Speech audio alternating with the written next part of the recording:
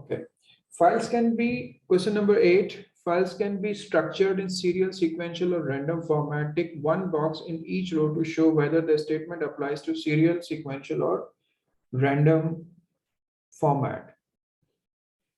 Uses a hashing algorithm, so that is random. No key field is used when storing data. For example, it is stored in chronological order, that is serial. Collision can occur, that is random.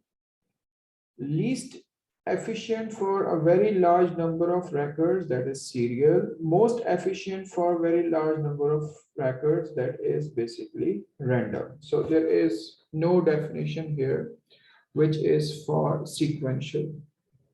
So that's it. The paper is completed. I'll be sharing this paper.